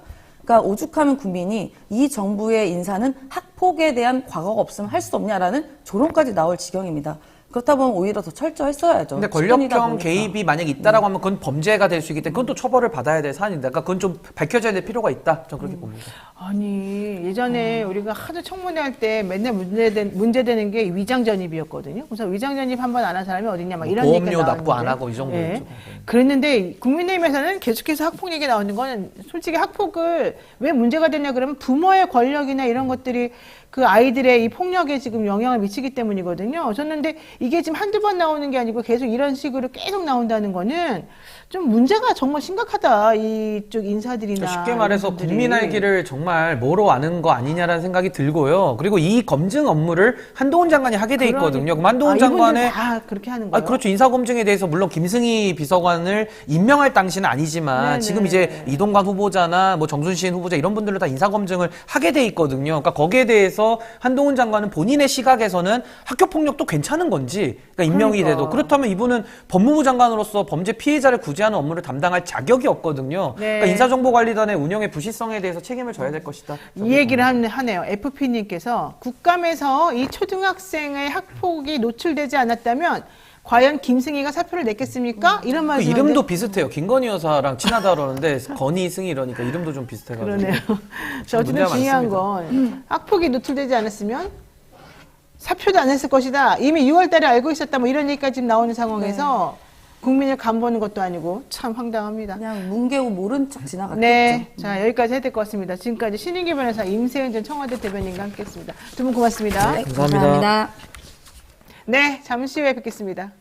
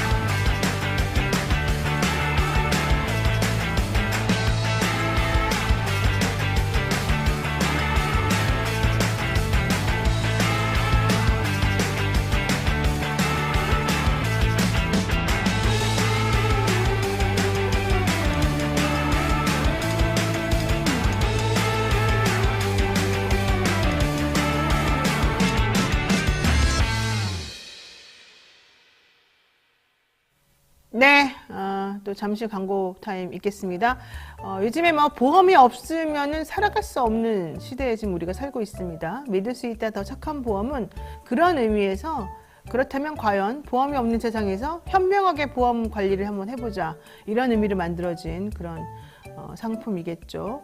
건강보험, 차량보험 더 저렴하게, 그리고 본인이 가입하고 있는 여러 가지 보험들을 나에게 가장 딱 알맞는 맞춤 보험으로 정리해드리는 그런 클리닉 업체입니다. 가족이나 친척, 지인에게 묻지마 보험 가입하시는 분들, 보험료가 적당한지, 필요한 보장은 제대로 들어있는지 궁금하지 않겠습니까? 그리고 앞으로 어떤 보험을 들어야지 애들한테도 좋을까, 이런 생각 많이 하실 텐데 더 착한 보험에 문의하시면 되겠습니다. 이 보험 클리닉에서는요, 전문 설계사가 부담되는 보험료는 줄여드리고 보장은 최대한 유지할 수 있도록 친절하게 상담해 드립니다. 예약만 하시면 전국 어디서든 무료로 방문 상담도 가능하죠. 대표 전화 1644-1236, 1644-1236, 010-7611-3303으로 연락하시면 되고요. 24시간 언제든지 연락이 되니까 한번 문의해 보시기 바라겠습니다. 자, 매주 화요일 쇼미더 민심, 여론조사를 통해서 민심을 알아보는 그런 시간입니다. 한 주 동안의 민심이 어떻게 나타났을지 한번 보겠습니다. 조수진 변호사 그리고 이승형 뉴스마트 본부장 함께하겠습니다. 두 분 어서 오십시오. 네, 안녕하세요. 영친 네. 여러분 안녕하세요. 요즘 좋은 일 있으세요? 얼굴이 아주 그냥. 유튜브에 적응하고 있습니다. 아, 그래요? 영친 여러분. 저는 아직도 적응이 안 되던데. 그래요? 아이고. 자, 질문에 앞서서 여론조사 방법에 대해서 사실은 이번에 나온 이슈 제가 꼭 짚고 싶었습니다. 내년 총선을 앞두고 국내에 여론조사 기관 34곳이 가입되어 있는 곳이 한국조사협회라고 하는 곳인데, 네, 있습니다. 여기에서 자동응답 서비스 방식을 없애고, 이제 이건 특히 민감한 정치 선거 관련 여론조사를 말하는 건데, 대신에 조사원이 하는 전화면접 조사 방식만 하겠다, 이런 얘기 지금 나오거든요. 근데 좀 저는 솔직히 말해가지고 이해가 안 갑니다. 이거 어떻게 보십니까? 이게 그 근거로 뭐 ARS 방식이 응답률도 낮고 또 응답자가 의도적으로 신상 정보를 속이기 쉬우니까 신뢰도가 떨어진다 이렇게 주장하고 있는 건데요. 이거는 다릅니다. 그러니까 안심번호를 저희는 쓰고 있습니다. 네. 안심번호라는 건 뭐냐면 통신사에서 받아가지고, 그러니까 성별, 연령, 또 이제 개인 정보가 포함이 돼 있기 때문에 그런 부분을 제외하고 그런 게 다 말하자면은 확정된 이 번호들을 받거든요. 네. 무작위로 ARS를 돌렸을 경우에는 그럴 수 있습니다. 자기가 나는 남자인데 여자라고 할 수도 있는 속이고, 거고, 네. 근데 이거는 그렇지 않거든요.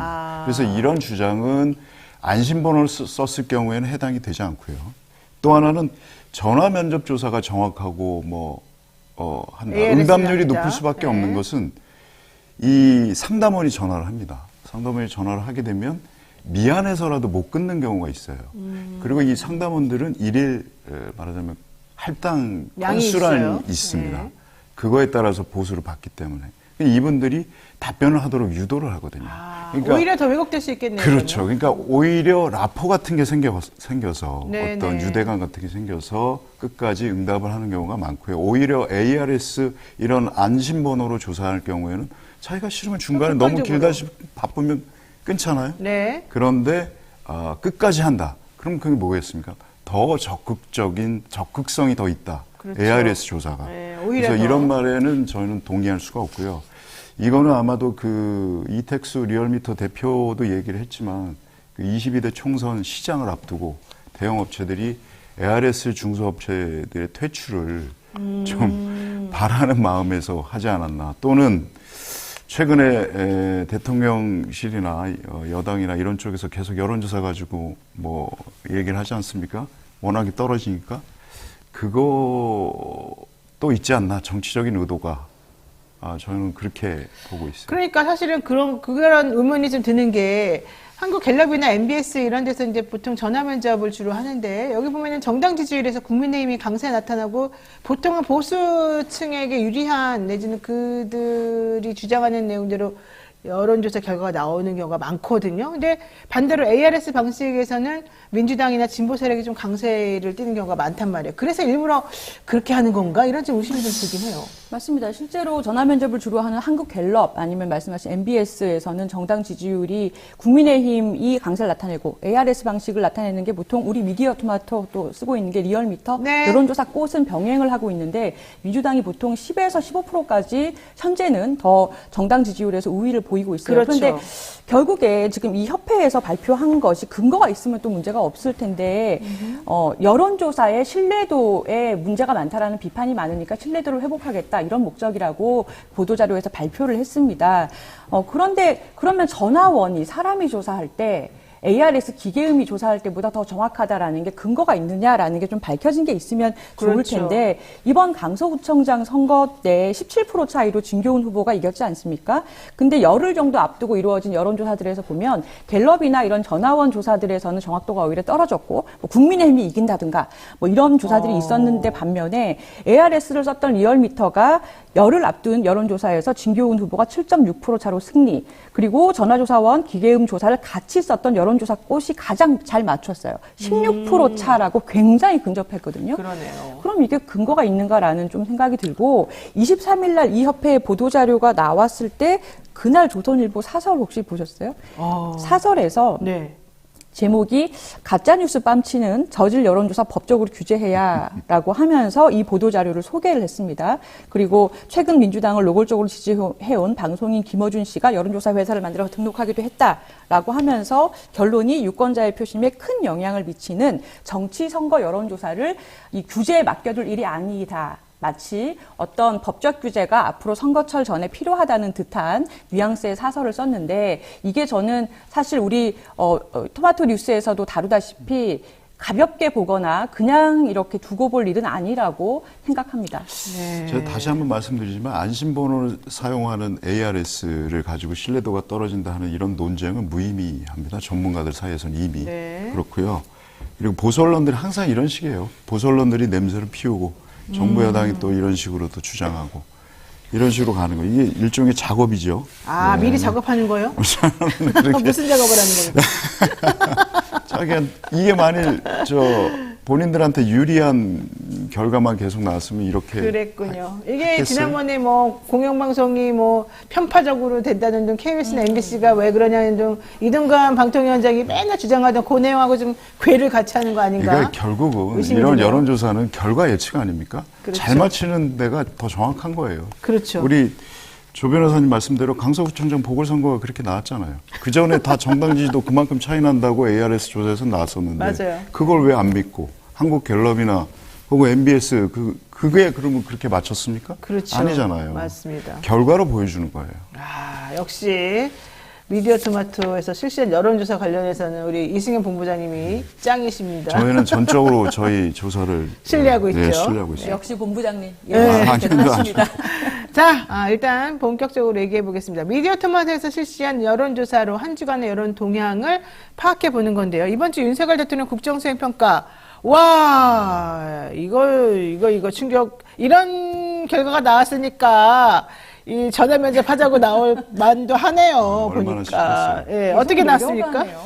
예, 지난주 조사보다도 0.9%포인트가 더 내려서요. 그러니까요. 예, 지지율이 28.3% 나왔고요. 부정이 66.8% 나왔습니다. 그러니까 대통령의 국정수행평가를 지지하는 긍정적인 평가가 28.3%면은 대통령 입장에서 매우 싫을 것 같은데 부정이 거의 70% 가까이가 된단 말이에요. 네. 이거는 무슨 뜻이 됩니까? 그러면은 그러니까 이게 이번 조사에서 전 연령이나 전 지역에서 뭐 부정이 압도적으로 높았고요. 네. 지난주의 조사처럼 특히 그 2030하고 서울 지역에서 하락세가 지속되고 있다. 이건 뭐냐면 대선 때 양상하고는 정반대다.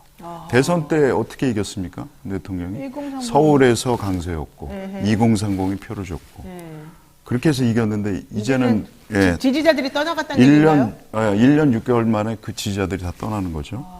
그래서 특히 또 TK 민심도 또 그래요. 이 지지율이 점점 떨어지고 있는데 지난주에 부정이 긍정보다 한 3.9% 높았어요. 근데 그 차이가 8.7%포인트까지 벌어졌습니다. 이번에 엄청 차이가 났어요. 네.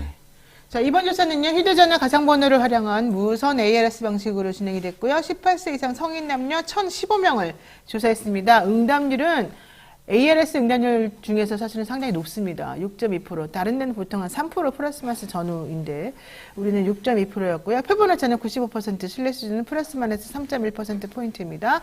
자, 자세한 결과를 알고 싶으시면 중앙선거여론조사 심의위원회 홈페이지 또는 서치통 홈페이지를 참조하시면 됩니다. 자, 조순진 변호사님. 네. 윤 정부에 대한 긍정평가가 지난주보다 더 떨어졌어요. 지난주도 떨어져서 충격을 좀 받았었는데 자, 왜 그런 걸까요? 이 한 주 동안의 이슈가 있은 뒤에 저희가 주말 동안 조사가 이루어지지 않습니까? 그래서 네. 지난주에 이슈를 보면 원인을 찾을 수 있을 것 같아요. 국민의힘에서 김기현 대표 체제로 안 된다라는 설문조사 저희가 지난주에 했지 않습니까? 그게 네. 지난주 주말에 이루어진 조사인데 그 직후에 바로 15일에 여당에서는 김기현 2기 체제 시작을 했습니다. 그리고 국민의힘에서 신임 사무총장 이만희, 정책위 의장 유기동 등 임명을 했고요. 그런 상황에서 이준석 전 대표가 울면서 기자회견을 열어서 대통령에 대해서 공개 비판을 하는 당 내에서 내분이 일어난 모습을 보여줬고요. 그리고 처음으로 윤 대통령이 반성이라는 단어를 언급을 해서 약간 반전을 노리는가 했지만 그 후에 교육위 국감에서 김승희 의전비서관의 자녀 확폭 논란이 터지면서 굉장히 지금 또 논란을 일으키고 있습니다. 전체적으로 볼 때 강서구청장 선거를 통해서 이 유권자 여러분들께서 대통령과 특히 대통령을 중심으로 한 국민의힘의 메시지를 강하게 어떤 보궐선거보다 강하게 주셨는데도 불구하고 어떠한 눈에 띄는 쇄신의 모습 아니면 어떤 국정 방향을 어떻게 바꾸겠다는 모습, 어떻게 나아가는 모습을 보이지 못하고 있다라는 것에 대한 실망감이 반영된 거라고 보입니다. 아, 근데 대통령이 반성한다 그러니까 한 번도 반성 안 하던 분이 반성한다 그러니까 다들 감동받아가지고 그 반성의 진정성에 엄청 대해서 좋아하셨었는데 민심은 의구심을 갖는 거죠. 아, 이제 그게 또 이제 진정 반성이 무슨 의미냐에 대한 그러니까 막 특집 방송도 하고 그랬어요. 다른 코너 이게 보니까 도대체 어떤 반성이냐? 무엇하게 뭘 반성 안 반성하냐? 내가 그러니까. 그 김태우 후보를 사면시켜서 그걸 반성하냐? 선거 패배한 거에 대한 반성이냐? 아니면 국민통합위에 그 공고를 못 받으신 데서 반성? 그 후자가 분석이- 지금 다스 아닙니까? 김한길 위원장의 의견을 많이 못 받아들인 나를 반성합니다. 아, 그게 이렇게. 다스설이에요? 예. 그러니까 항상 대통령의 메시지는요 명확해야 됩니다. 그렇죠. 반성을 하면 애매해야 내가 되는 거 도대체 아니에요, 뭘 오히려? 반성하고 사죄하는지를 네. 명확하게 해줘야 되는데 그 반성의 대상을 모르는 거예요. 아, 저는 이거 지금 검토하다 보니까 이 얘기 나오네요. 대통령이 의료 인력 확충 필요하다. 여기까지 좋은데 의료 인력에 대한 형사 리스크를 완화시키겠다. 이런 맞아요. 발언을 목요일날 했었어요. 저 이거 되게 충격이거든요. 솔직히 말하면. 의료사고 났을 때. 의료사고 났을 네. 때 의사 선생님들이 너무 형사처벌을 받을까 두려워서 제대로 치료 못한다 이런 얘기인데 저는 이건 아니라고 보거든요. 제가 그거 보고 너무 깜짝 놀랐어요. 놀라가지고요. 충격인데요, 사실은. 그래서 신해철 씨 사건도 생각이 네, 나고 네. 그래서 놀라서 아는 의사분 중에서 활동을 많이 하시는 분한테 좀 여쭤봤어요. 그랬더니 진짜 의식 있는 의사분들은 이렇게 이 형사처벌 완화 부분에 있어서도 다 나눠서 예를 들어서 본인이 무과실로 사망사고를 일으켰음에도 불구하고 지금은 일부 책임을 지거든요. 그런 부분에 대해서 부당함을 가지고 있는 것이지 이걸 전반적으로 형사처벌을 완화한다 이건 굉장히 위험하게 본다고 하더라고요. 그러니까요. 아, 그러니까 대통령님은 참 사고방식이 우리랑 많이 달라요. 근데 이제 그 말씀하신 어떤 이슈들 때문에 이렇게 지지율이 이렇게 떨어졌는데 또 하나 가장 사실은 우리가 짚고 넘어갈 게 바로 경제예요. 경제. 내년 총선에 아마 이게 그 승패를 가름할 이슈가 큰 되겠죠. 열쇠가 될 텐데 맞습니다. 그동안 정부 여당에서는 상저하고 맨날 외쳤잖아요. 상저하죠. 상저하죠. 뭐 연중 내내 접니다. 저. 내년에도 네. 어려울 것 같고요. 근데 네. 과연 이 대통령과 정부 여당이 이 위기를 극복할 수 있는 능력이 있느냐 이런 거에 대한 의구심 그게 있는 거죠.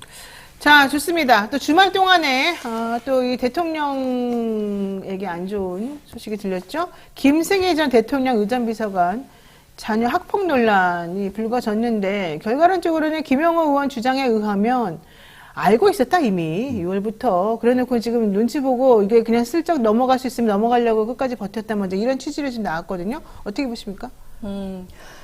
지금 사실관계는 이미 많이 알려졌고요. 이게 제가 놀란 게 금요일 국감에서 이 터트리신 의원분은 약간 섭섭했을 것 같아요. 굉장히 큰 이슈인데 금요일 국감에서 보통 언급이 되면 주말 동안 좀 가라앉는단 말입니다. 그렇죠. 그런데 이 이슈는 전혀 가라앉지 않았고요. 굉장히 논란이 됐고 지금도 굉장히 이제 비판이 많이 되고 있습니다. 근데 지금 쟁점이 제가 볼 때는 두 가지 정도인 것 같아요. 하나는 대통령실이 언제 알았느냐. 라는 겁니다. 그렇죠. 7월에 몰랐다고 있었던 거짓말하고 있어요. 맞아요. 거짓말인지는 확인되지 않습니다. 네. 그러니까 몰랐다면 더 문제다라는 말이 많죠. 그러니까 몰랐으면 사실은 본인이 자진 신고라도 하지 않는다면 대통령실에서 모른다는 거냐, 그러면 공직기관 비서관실은 뭘 하고 있는 것이냐라는 거고, 사실은 그런데 교육부에서 자료 줄 때 이미 아마 대통령실에 연락이 갔을 가능성이 상당히 있고요. 그 전에도 7월에 있었던 일이기 때문에 지금까지 몇 달 동안 이렇게 심의를 하고 하는 과정에서 알았을 가능성이 많이 있습니다. 네. 그 두 번째 쟁점으로는 축소 특혜 의혹이 있지 않습니까? 근데 그 3번의 가해 행위가 있었다고 하는데 심사를 다 하고도 2번만 체분 대상에 들어갔다. 그리고 뭐 지속성 같은 경우에는 달랑 1점만 주는 식으로 평균 점수를 저공 비행시켰다. 이 부분에 대해서 사표만 수리하고 지금 덮는 모양새를 취하고 있는데 이게 사실은 그러면 피해 학생은 누구를 탓해야 되는 것인가? 본인 그 가해 학생이 전학을 안 갔잖아요. 아니 게다가 웃기는 게 3학년이고 2학년이에요. 가해 학생은 3학년이고 피해 학생은 2학년인데 처분이 학급 교체예요. 같은 학급에서 일어난 것도 아닌데 학급 교체가 무슨 의미가 있습니까? 게다가 이 사람이 학급 교체에 머무르게 된 것, 즉 강제 전학을 안 당하게 된 거는 이 아이에게 상습성이 없다라고 판단했기 때문이라는 건데, 이번에 지금 얘기되고 있는 거는 그 전에도 계속 학폭의 신고가 들어왔었다는 거잖아요.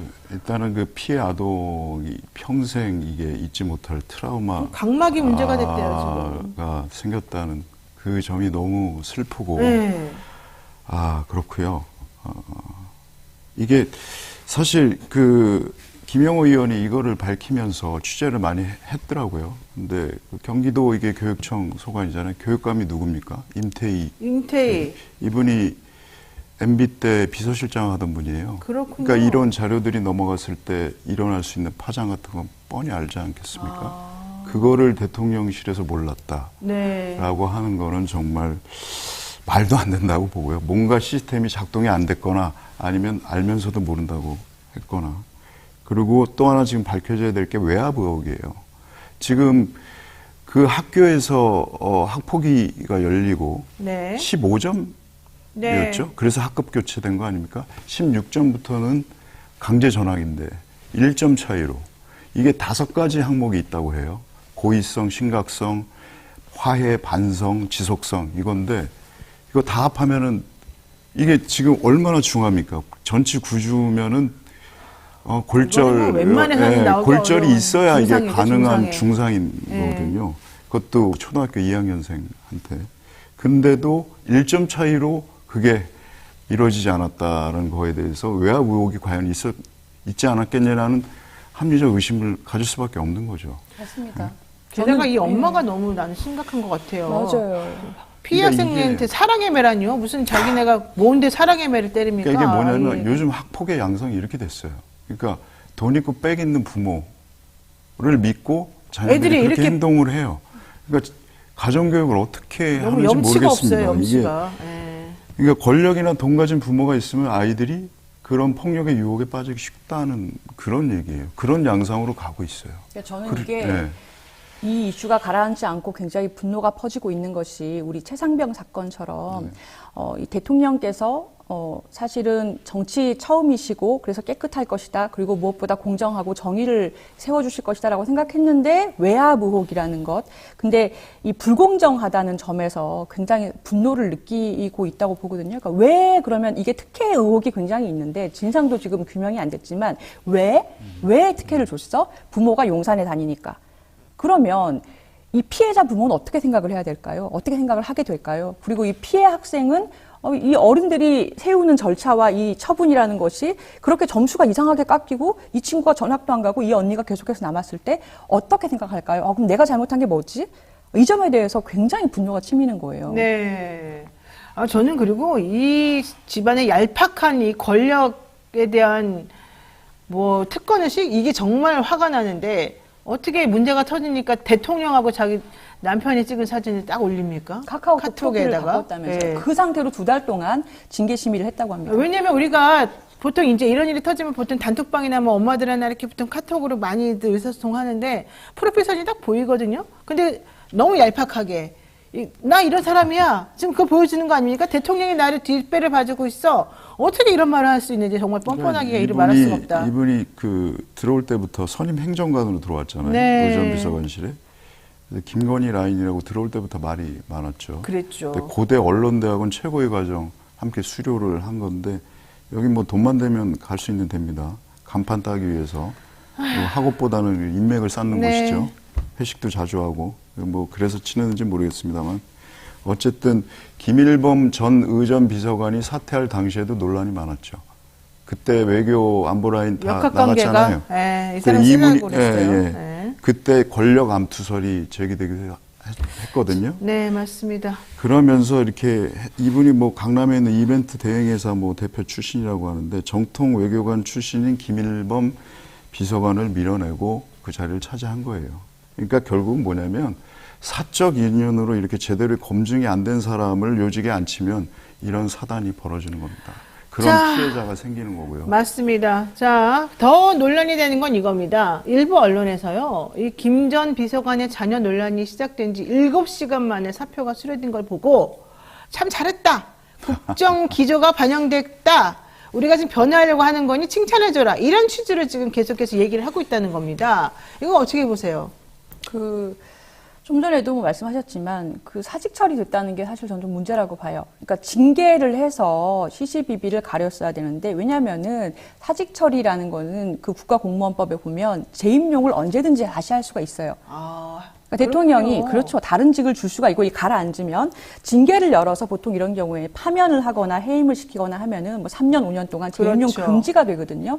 그거를 피해갔다라는 것이고 그리고 사실 단순 학폭 문제라면은 뭐 자녀 농사 어떻게 하겠느냐라고 할 수도 있겠고 도덕 문제라고 할 수도 있겠습니다만은 이거는 축소 특혜가 사실이라면 지금 피해자 측에서도 형사고소나 민사소송 고려하고 있다라고 네, 말씀하셨는데요. 네. 범죄이기 때문에 이것이 사직으로 끝내서는 안 되고 어떠한 네. 일이 용산 주변에서 있었는지 진실 규명을 좀 진상 규명을 해야 됩니다. 알겠습니다. 자, 빨리빨리 여론조사 정리해서 알려드리겠습니다. 지금 강서구청장 보궐선거에서 참패한 국민의힘 임명직 당직자 전면 개편 전부 다 이제 했죠. 김기현 2기 체제에 전환됐는데 여론은 이거를 긍정적으로 보나요? 부정적으로 보나요? 그러니까 국민의힘이 여당의 수도권 위기록을 극복할 쇄신 요구에 부합한다고 보십니까라고 물었어요. 김기현 2기 체제가 네. 부합하지 않는다가 59.5%, 네, 60% 육박하고요. 네. 부합한다가 17.4%밖에 나오지 않았네요. 잘 모르겠다가 23.1%. 그러니까 지난주 조사에서 사실 저희가 물었던 그 결과, 그러니까 대통령실 인적 쇄신 및 국정기조 변화가 필요하지 않냐 물었잖아요. 네. 그 대답의 양상하고 똑같습니다. 그렇군요. 예. 그러니까 약간 엉뚱한 남의 다리 긁고 있다. 결국 이 얘기밖에 안 될 것 같은데 어쨌든 주말 동안에는 뭐 고위 당정 협의 열면서 또 뭔가 또 특위위원장도 지금 다시 임명하면서 뭔가 바뀌려는 것처럼 보이긴 합니다만 앞으로 어떻게 될지 모르겠습니다. 자, 정당 지지율 보겠습니다. 어떻게 돼 있습니까?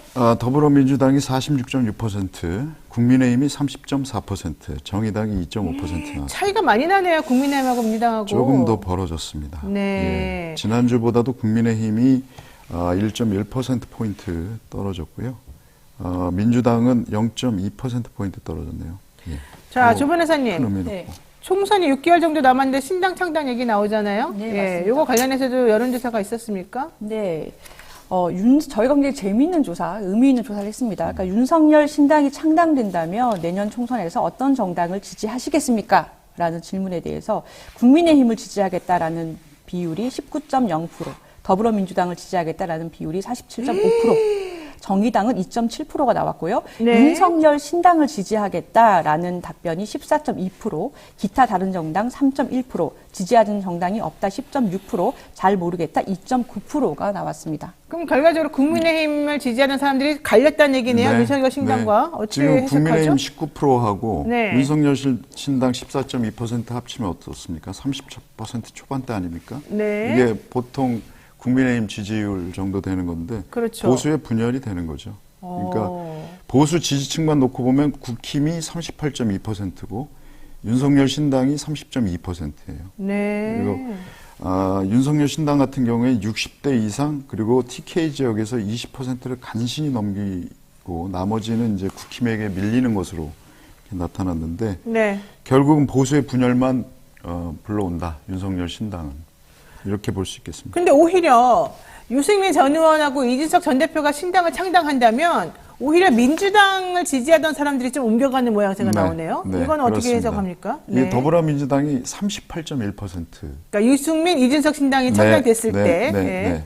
그 다음이 국민의힘이 26.1%. 그 다음에 유승민, 이준석 신당이 17.7%. 네, 아까 네. 윤석열 신당보다 좀 더 높죠. 그러네요. 그 다음에 지지하는 정당이 없다 9.1%, 정의당 3.1% 뭐 이렇게 나왔네요. 지금 보면은 유승민, 이준석 신당에 대해서는 민주당이나 중도층에서 사실은 좀 움직인다. 네. 이들을 지지한다. 이렇게 좀 볼 수 있을 것 같고 국민의힘을 지지한 사람들은 유승민, 이준석 나가라.